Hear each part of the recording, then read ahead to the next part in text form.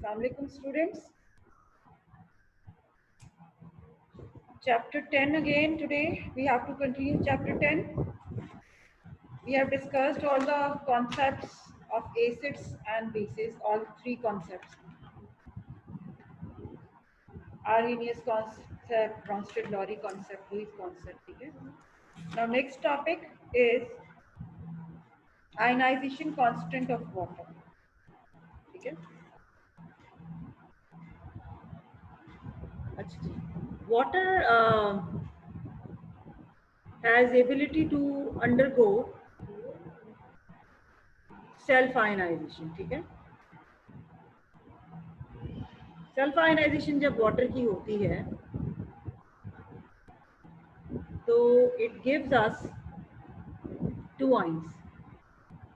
H2O undergoes self ionization to give us H positive and OH negative ions. So as a result, when it undergoes ionization, we get these two ions, H positive and OH negative ion. Let me tell you one thing कि water के अंदर concentration of H positive and OH negative ion is equal. That is 1 into 10 is to the minus 7. ठीक है? क्योंकि दोनों की concentration बराबर है इसीलिए water neutral होता है. ठीक? So this is how water undergoes self ionization. Now, if I write Kc expression for self ionization of water, तो आपने पीछे सीखा था कि Kc में numerator पे we have got products, denominator पे we have got reactants. तो यहाँ पर product में आ जाएंगे H positive and OH negative और denominator में reactants में आ जाएगा water.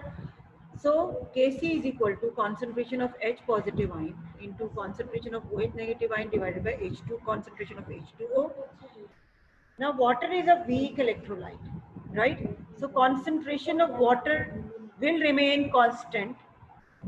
ठीक है? अभी हमने देखा कि concentration of H positive ion और OH negative ion जो है वो तो है 1 to 10 का -7. तो water की concentration constant रहेगी. Only a minute amount of water ionizes. ठीक है? So Kc when we multiply it with concentration of water and concentration of water is constant. So one constant multiplied by another constant gives us a new constant that is represented by Kw. So Kw is equal to concentration of H positive into concentration of OH negative, right? Now this Kw is called ionization constant for water. It is also called ionic product of water, right? So what we have studied is Kw is product of concentration of H positive and OH negative ion in water.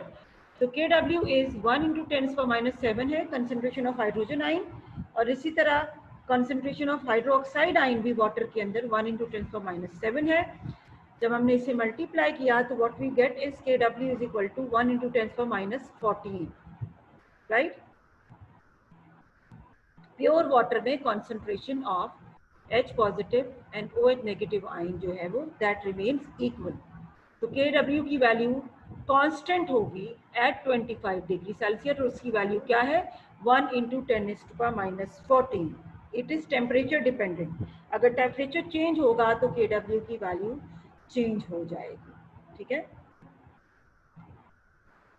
अब आ जाते हैं next topic pH. pH scale आपने पढ़ा था 8th class में भी. ठीक है? So it was expressed by a Danish scientist and it was actually a convenient method to express small concentrations of hydrogen H positive and OH negative. Okay? So how can we define pH? Define pH first of all. pH can be defined as negative log of molar concentration of H positive ion in aqueous solution. So whatever is the concentration of H positive ion, उसका negative log हम जब ले लेंगे, that is going to give us pH. अच्छा, अगर pH is negative log of concentration of H positive ion. So how can we define POH? POH is negative log of concentration of OH negative ion. ठीक है, यहाँ पे ये लिख लेना POH इस जगह पर, it is not pH, it is POH is equal to negative log of concentration of OH negative. Keep taking your lecture notes बेटा. एक और चीज जो हमने याद रखनी है कि sum of pH and POH for any given solution is always equal to 14.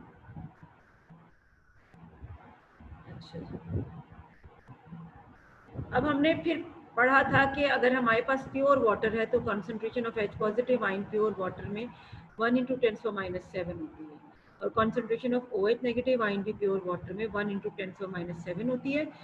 अब अगर आप इसकी pH मालूम करना चाहें तो pH is equal to negative log of 1 × 10⁻⁷. ठीक है, और आप सिंपली जब 1 × 10⁻⁷ का लॉग लेते हो तो उसकी वैल्यू आएगी -7. log of 1 × 10⁻⁷ is -7, minus minus plus हो जाएगा, pH of water is plus. ठीक है, कैलकुलेटर लेकर ये खुद सॉल्व करो. 1 × 10⁻⁷ का लॉग मालूम करो, फिर उस वैल्यू को माइनस से मल्टीप्लाई करो तो you will get pH equal to 7. ठीक है, pH ऑफ वाटर 7 है, और जितने भी न्यूट्रल सॉल्यूशंस हैं उनकी pH 7 होगी. Acidic solutions have pH less than 7 and basic solutions have pH greater than 7. ठीक है. Now next question, what is importance of KW? KW की क्या importance है? Now what we have studied is कि value of KW is 1 × 10⁻⁻14. ठीक है, constant होती है value of KW कितनी, 1 × 10⁻⁻14.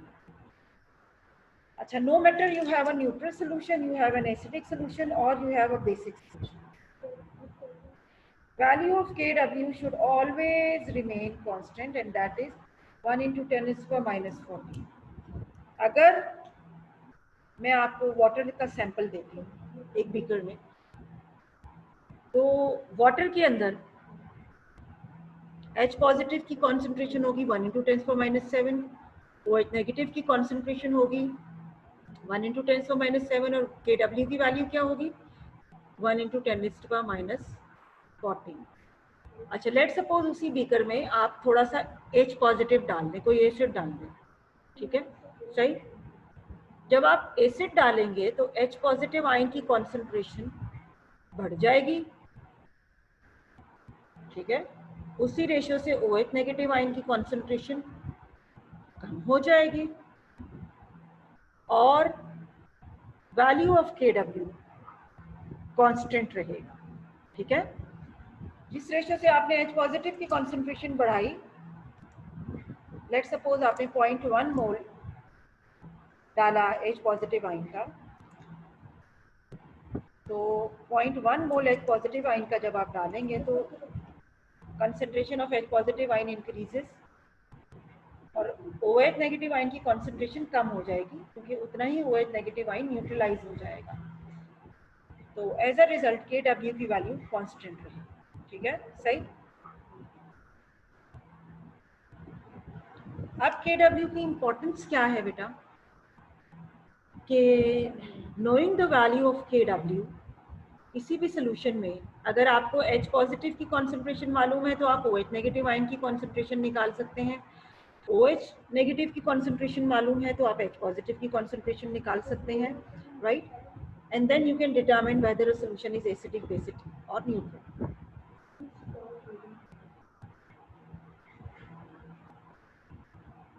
जब ये दोनों बराबर होंगे तो सॉल्यूशन न्यूट्रल होगा. When concentration of H positive is greater than 1 × 10⁻⁷, solution is acidic. When concentration of H positive is less than 1 × 10⁻⁷, solution is basic. ठीक है, ये ध्यान में रखना. जब H positive OH negative ion की कॉन्सेंट्रेशन बराबर है, सोल्यूशन इज न्यूट्रल. बराबर है यानी 1 × 10⁻⁷ है, तो सोल्यूशन इज न्यूट्रल.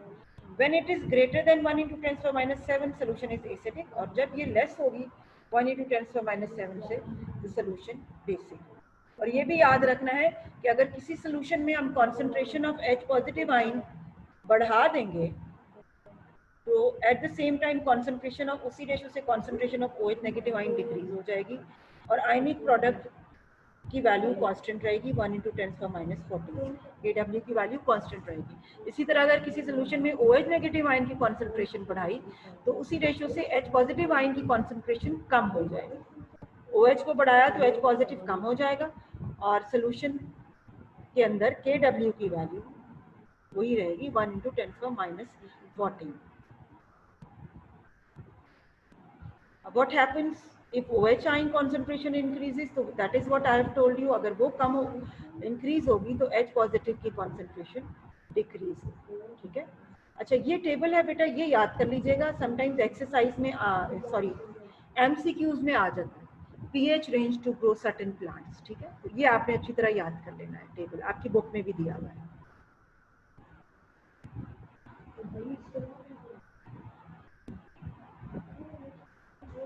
अब ये आ जाते हैं how to find out whether a solution is neutral, acidic और बेसिक। एक दफा फिर रिपीट कर लेते हैं कॉन्सेप्ट। सॉल्यूशन न्यूट्रल कब होगा? जब कॉन्सेंट्रेशन ऑफ H पॉजिटिव और concentration of OH negative ion is equal and that is equal to 1 × 10⁻⁷। Solution acidic कब होगा? When concentration of H positive is less than 1 × 10⁻⁷। और सॉल्यूशन बेसिक कब होगा? When concentration of H positive is greater than 1 × 10⁻⁷।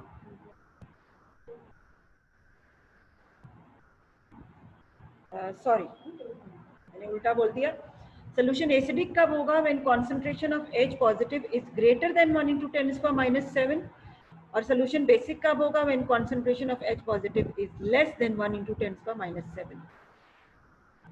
Unrefined hydrochloride is used to clean stone buildings and swimming pools। अगर concentration of HCl जो है 1 × 10⁻⁶ है, यानी अगर H positive की कॉन्सेंट्रेशन, HCl की कॉन्सेंट्रेशन ये होने का मतलब है कि H पॉजिटिव की कॉन्सेंट्रेशन इसमें 1 × 10⁻⁶ है, सोल्यूशन एसिडिक है, बेसिक है या न्यूट्रल है। तो solution 1 × 10⁻⁶ is greater than 1 × 10⁻⁷।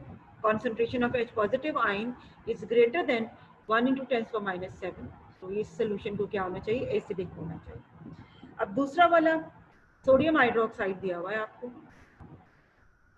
Concentration of OH ion इसमें दी हुई है आपको 1 × 10⁻⁵ है। आप बताएं सोल्यूशन एसिडिक है, बेसिक है या न्यूट्रल है? तो अब ये तो OH आयन की कॉन्सेंट्रेशन दी हुई है, H पॉजिटिव की आप कैसे मालूम कर सकते हो? ये आपको काम करना पड़ेगा। This is what I told you कि अगर हमें Kw मालूम है तो हम H पॉजिटिव की मालूम कर सकते हैं if you know the concentration of OH negative ion. तो सेकेंड वाले प्रॉब्लम में concentration of OH negative ion is 1 × 10⁻⁵, putting the value Kw is equal to H positive into OH negative। इनकी Kw की वैल्यू कांस्टेंट होती है 1 × 10⁻⁴, तो concentration of H positive आ गई 1 × 10⁻⁹ और इट इज लेस देन 1 × 10⁻⁷, तो सोल्यूशन बेसिक होगा, ठीक है। अच्छा, अब self assessment exercise 10.3। First example, concentration of H positive is equal to 3 × 10⁻⁻3। Soft drink की है, एसिडिक है, बेसिक है, न्यूट्रल है। तो H पॉजिटिव की कंसंट्रेशन इज ग्रेटर देन 1 × 10⁻⁷, तो सोल्यूशन इज एसिडिक, ठीक है। फिर विनेगर की आपको दी हुई है 4.2 × 10⁻3। Again this is greater than 1 × 10⁻⁷, so this is also acidic, ठीक है। Keep noting down these things बेटा, तो ताकि आपको समझ आए। अगले वाले में आपको OH आयन की कॉन्सेंट्रेशन दी हुई है 4.2 × 10⁻3, ठीक है। और OH की दी हुई है तो आप H पॉजिटिव की मालूम कर सकते हो। कैसे मालूम कर सकते हो? अगेन Kw की वैल्यू में पुट करके values, concentration of H positive ion आई 0.2 × 10⁻11। ये पूरा सॉल्व करेंगे आप खुद बेटा वैल्यूज पुट करके। और since it is less than 1 × 10⁻⁷, so this solution is also basic. 0.2 into 10 to the power minus 11 is less than 1 into 10 to the power minus 7. So this solution is also basic. pH scale, a scale which ranges from 0 to 40, and to describe the concentrations of H positive ion in a solution. pH equal to 7 neutral है, pH less than 7 acidic है, pH greater than 7 basic है. ठीक है.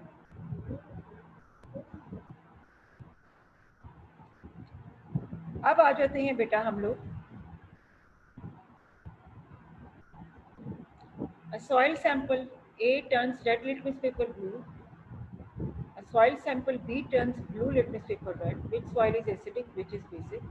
A turns red litmus paper blue, so soil A is basic. A base can turn red litmus paper blue. Soil B turns blue litmus paper red, so soil B is acidic.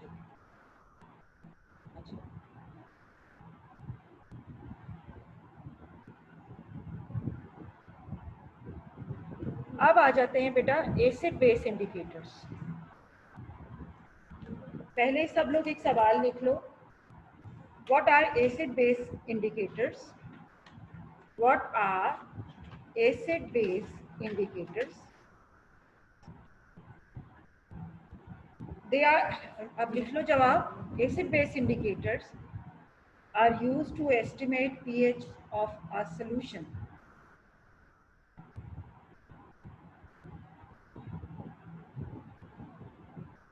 These are intensely colored organic compounds.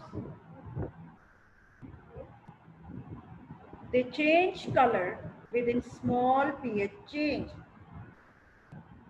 and indicate the pH of a solution by the color. For example, phenolphthalein. Phenolphthalein is colorless in acidic solution and it is pink in basic solution. तो ये हो गया बेटा definition of acid base indicator and their example. These indicators, acid base indicators, we'll use in lab as well when we'll return to school. When we'll be performing experiments in lab, then we'll use these acid base indicators.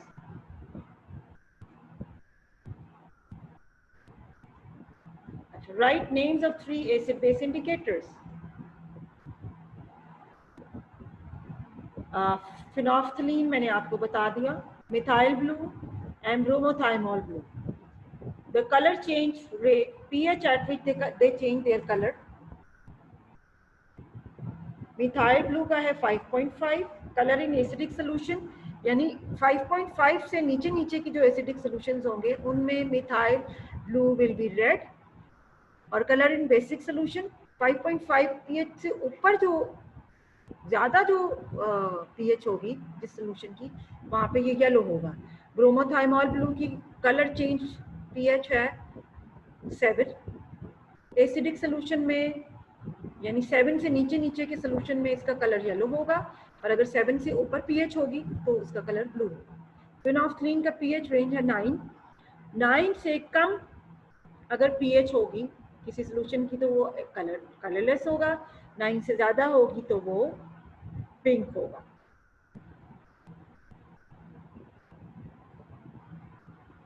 अब फिर ऊपर कुछ और examples दी हुई थी.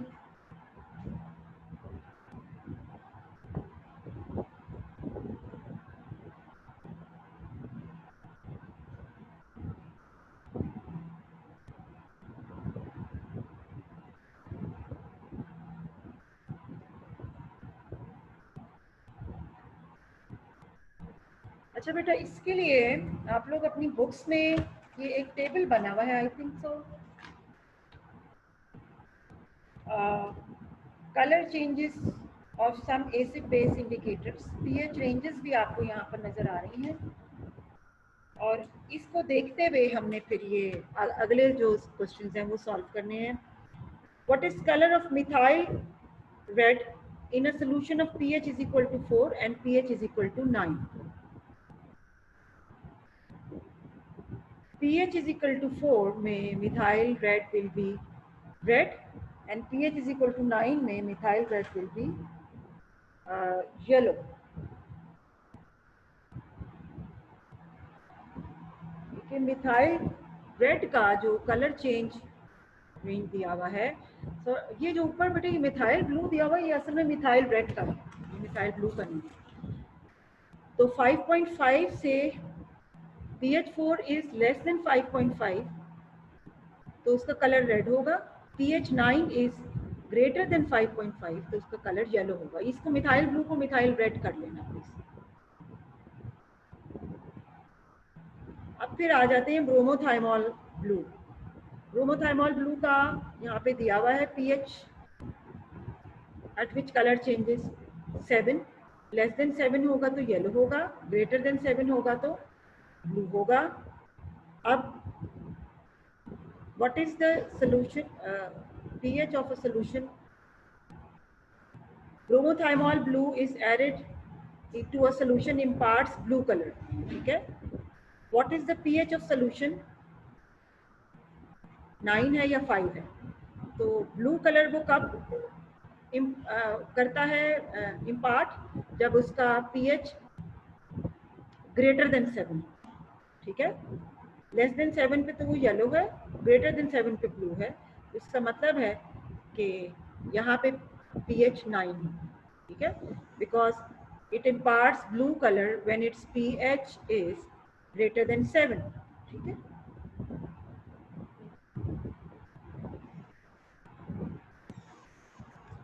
अच्छा जी, activity 10.1 ये बेटा जब आप लैब में आएंगे, ये एक्सपेरिमेंट भी है जो हम करेंगे सबकी pH मालूम करने का, तो ये हम उस वक्त करेंगे।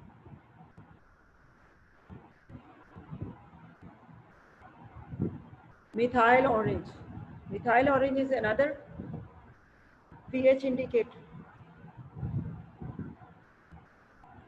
और इसके क्या क्या कलर्स होते हैं? It shows red colour in pH less than 4 and yellow colour in pH greater than 4। ठीक है,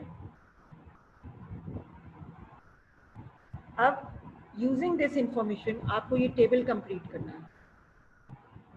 lemon juice, colour of methyl orange is red. Red कब होता है? जब pH लेस देन 4 है, तो लेमन जूस की pH लेस देन 4 होगी। विनेगर में colour of methyl orange is red, pH less than 4 होगी। सोप सोल्यूशन में colour is yellow, pH greater than 4 होगी। ठीक है, एंड सो ऑन।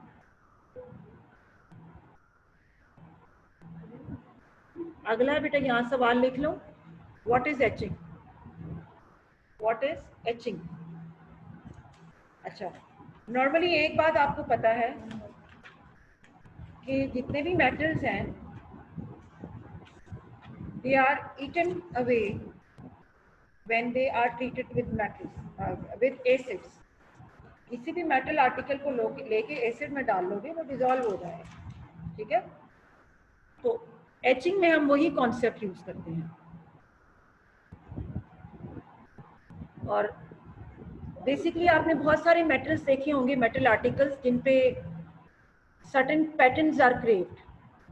ठीक है, तो वो पैटर्न्स कैसे क्रेव करते हैं, उसके लिए जो हम यूज करते हैं art, that is etching. Glass is uses acid to create patterns into metals, glass and other materials. For this a piece of metal or glass is covered with wax। ये converted लिखा है, उसको cover कर देते हैं wax के साथ full. फिर उसके बाद उस वैक्स के ऊपर design is etched on to plate through the wax. ठीक है, हमने डिजाइन एच कर दिया using some needle or whatever, some sharp object। उसके बाद that plate is poured into the tank of acid।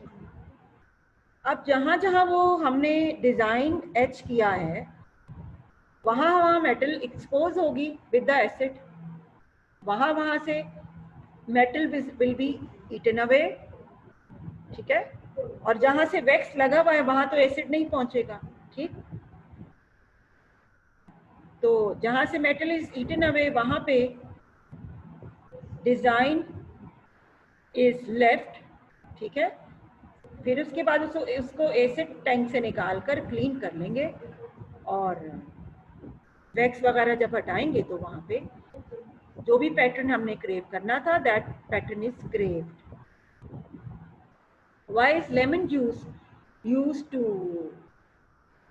remove smell from fish? आपने अक्सर सुना होगा फिश की स्मेल रिमूव करने के लिए लेमन जूस डाल दें या सिरका डाल दें, विनेगर डाल दें, तो क्या क्या वजह है?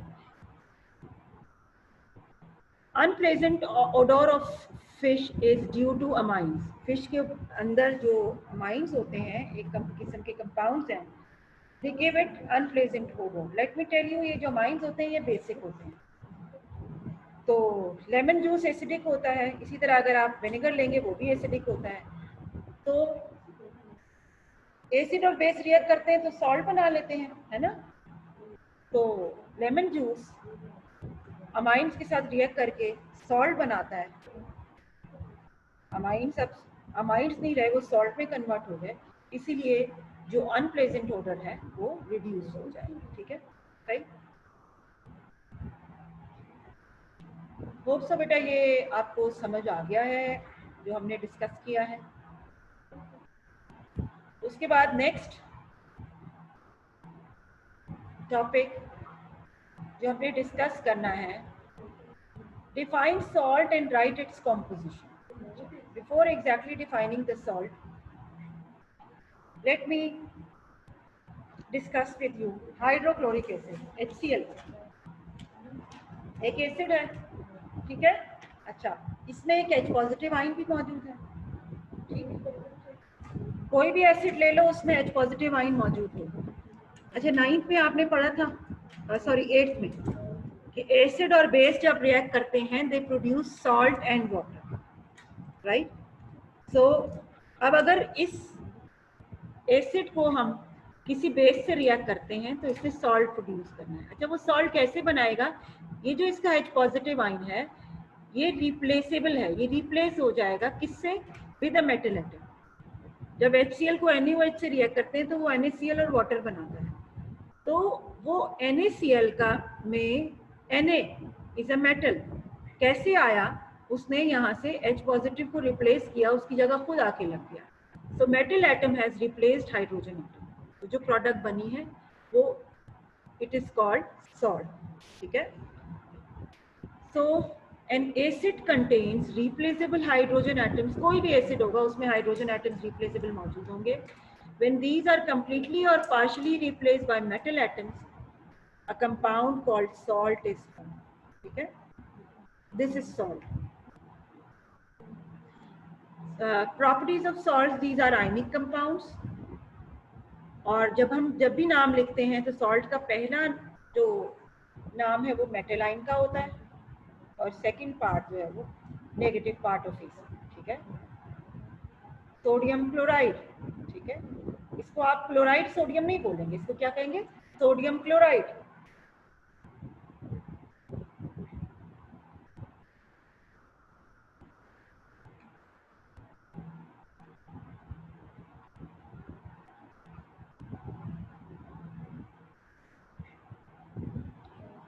अच्छा ना, विच एसिड कैन फॉर्म NaNO3?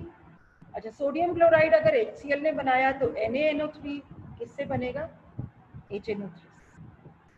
इसी तरह विच एसिड फॉर्म्स कैल्शियम सल्फेट? तो सल्फ्यूरिक एसिड। हमेशा याद रखना जो सॉल्ट का नेगेटिव आयन है वो एसिड से आ रहा है, जो उसका पॉजिटिव आयन है वो बेस से आ रहा होता है नॉर्मली।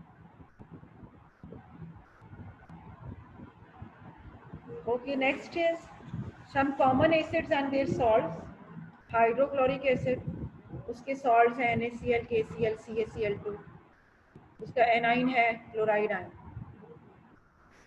नाइट्रिक एसिड में से नाइट्रेट है जो जा रहा होगा सॉल्ट में, NaNO3, KNO3, CaNO3 twice and so on. So please do this table as well.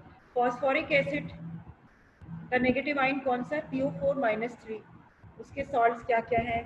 Na3PO4, K3PO4, CH3PO4 whole twice and so on, ठीक है। Neutralization, A reaction between acid and base is called neutralization. ठीक है? Like HCl and NaOH react to produce NaCl and water.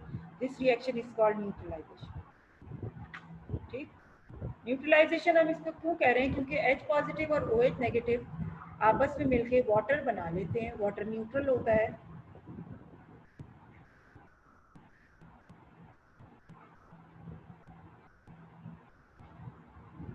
अच्छा, तो बेटा अब यहाँ पर जब न्यूट्रलाइजेशन रिएक्शन आप लिख रहे होंगे तो आपको एसिड और बेस को आपस में रिएक्ट करके सॉल्ट और वाटर बनाना है. ठीक है, सही. Keeping this in mind, let us now discuss some examples.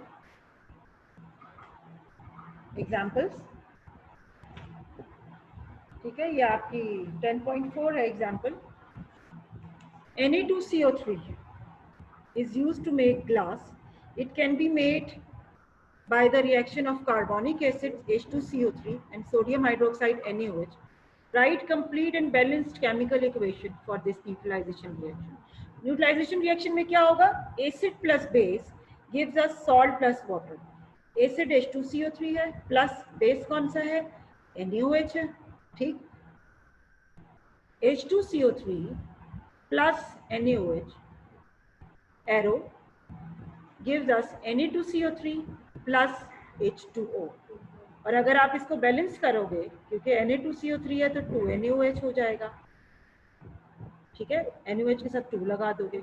अब 2 हाइड्रोजन और 2 OH हैं तो वाटर भी 2 बनेंगे तो वाटर के साथ भी 2 लगा दोगे. ठीक है, तो दिस इज हाउ आप इसकी बैलेंस्ड केमिकल इक्वेशन लिख सकते. Similarly next, barium nitrate is used to produce a green color in firework. Barium nitrate भी सॉल्ट है, नाइट्रिक एसिड का सॉल्ट. ठीक है, it can be made by the reaction of nitric acid HNO3 with barium hydroxide BaOH whole twice. ये base है, ये acid है. Acid plus base equation लिखोगे HNO3 plus BaOH whole twice. Arrow ये खुद लिखो बैठकर अभी, और बन जाएगा BaNO3 twice plus H2O. Again आपको बैलेंस करना है इक्वेशन को, तो फॉर दैट आपने HNO3 के साथ 2 लगाना है. ठीक है, और वाटर के साथ भी 2 लगा दोगे. तो ये इक्वेशन आपने खुद लिखनी है. ठीक है,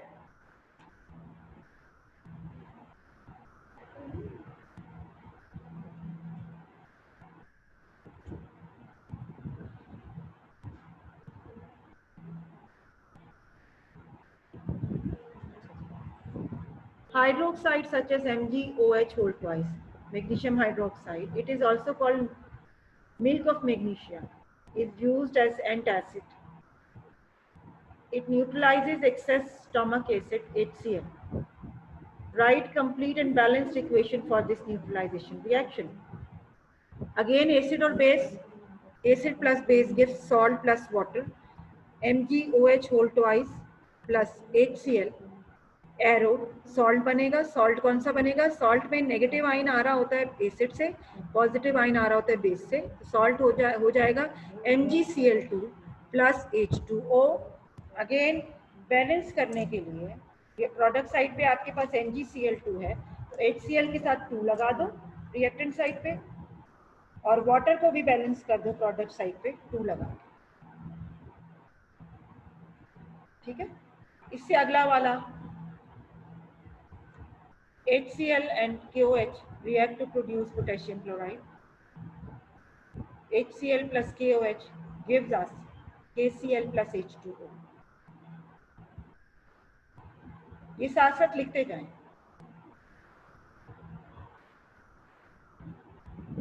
अच्छा, अब ये 2 रिएक्शंस हैं जो बैलेंस करने हैं आपको.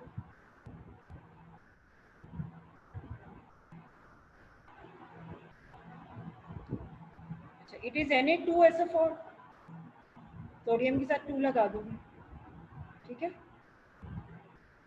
और फिर वाटर को बैलेंस करने के लिए भी 2 लगा दो. ठीक. Then next one is Na3PO4, sodium के साथ 3 लगा दोगे. ठीक, 3 H पॉजिटिव होंगे, 3 OH होंगे, तो वाटर भी कितने बनेंगे? 3. वाटर के साथ भी 3 लगा दोगे. सोडियम हाइड्रोक्साइड के साथ भी 3 और वाटर के साथ भी. ठीक है,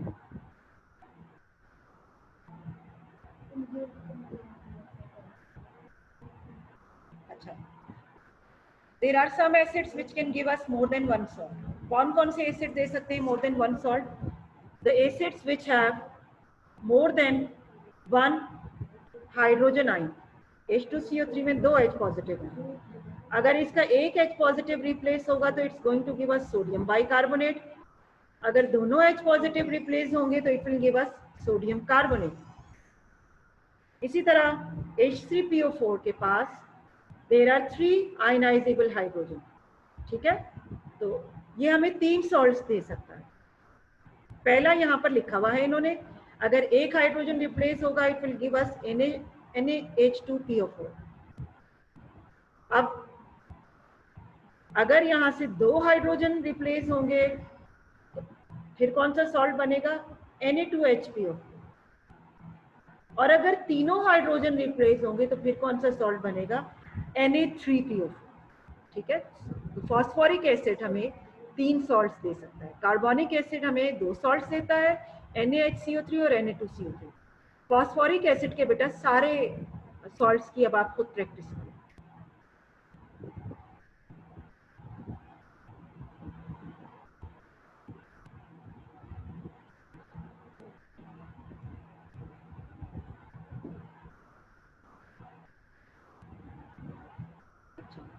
अब बेटा यहाँ पे अगला जो कॉन्सेप्ट है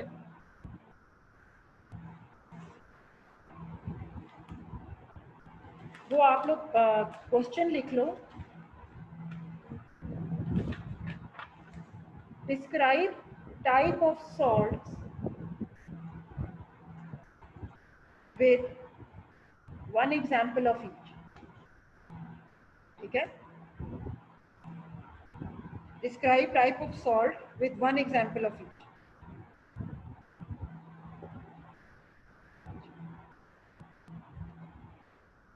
ये टाइप ऑफ सॉल्ट अब लिखना शुरू कर दें। 3 टाइप्स हैं। Normal salt, number 1 normal salt, a salt which is formed by complete neutralization of an acid is called normal salt. For example, NaCl।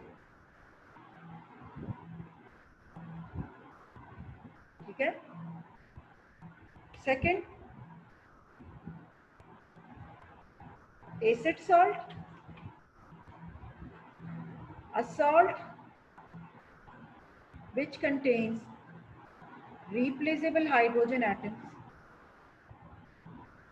and is formed by partial neutralization of acid is called acid salt. For example, NaHCO3।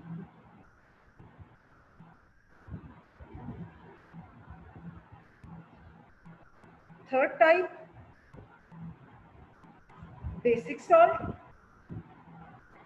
a salt containing replaceable OH ion or is formed by partial neutralization of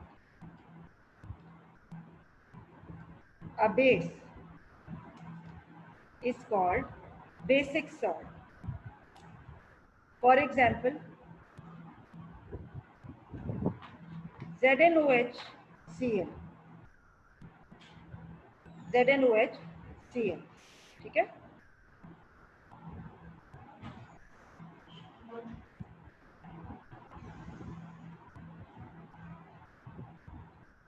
अच्छा बेटा, अब इन दोनों में से acidic salt कौन सा होगा, NaHCO3 या Na2CO3? तो रिप्लेसेबल हाइड्रोजन आयन तो NaHCO3 में है, तो एसिड सॉल्ट NaHCO3 होगा। ठीक है,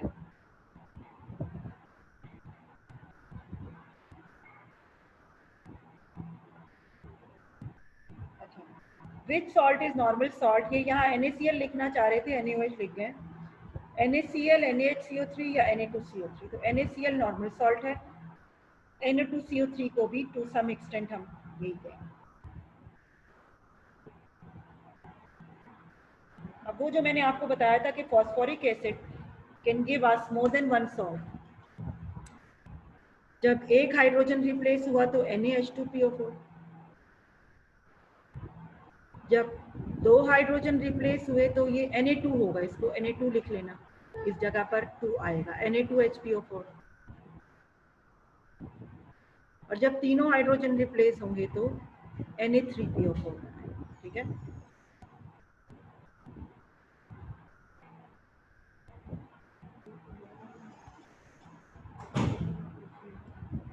अच्छा अब इसमें से एसिड सॉल्ट कौन सा है, NaH2PO4, NaHPO4 या Na3PO4? एसिड सॉल्ट कौन सा है? The one which has replaceable hydrogen atom. Na3PO4 में कोई नहीं है तो ये एसिड सॉल्ट नहीं है, ये नॉर्मल सॉल्ट है। NaH, this should be Na2HPO4, इसमें हाइड्रोजन नजर आ रहा है, ये एसिड सॉल्ट है। NaH2PO4 में भी हाइड्रोजन नजर आ रहा है तो ये भी एसिड सॉल्ट है। अब बेसिक सॉल्ट, आपको डेफिनेशन तो मैंने लिखवा दी, ZnOHCl, इसमें एक OH रह गया है तो ये बेसिक सॉल्ट है। इसी तरह लेड हाइड्रोक्साइड जब एसिटिक एसिड से रिएक्ट करता है तो it gives us PbOH CH3COO। अब इसके पास रिप्लेसेबल OH है तो ये भी बेसिक सॉल्ट है। अच्छा, क्लासिफाई फॉलोइंग एज नॉर्मल और acid salt. The first one has hydrogen, replaceable hydrogen, so this is acid salt. Second one में कोई नहीं है, न्यूट्रल है। थर्ड वन में एक रिप्लेसेबल हाइड्रोजन है, एसिड सॉल्ट है। फोर्थ वन में कोई नहीं है, नॉर्मल सॉल्ट है। ठीक है, सही।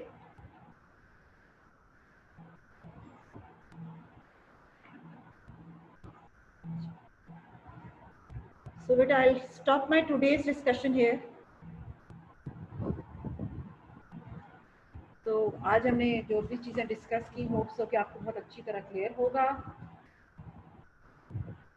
और again note down your queries both when you are going through the lecture so that we can discuss it when we'll be having our class.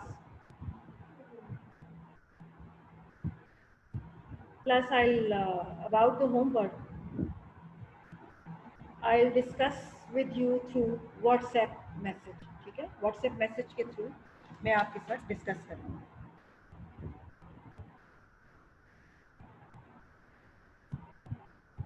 So, Allah Hafiz from my side.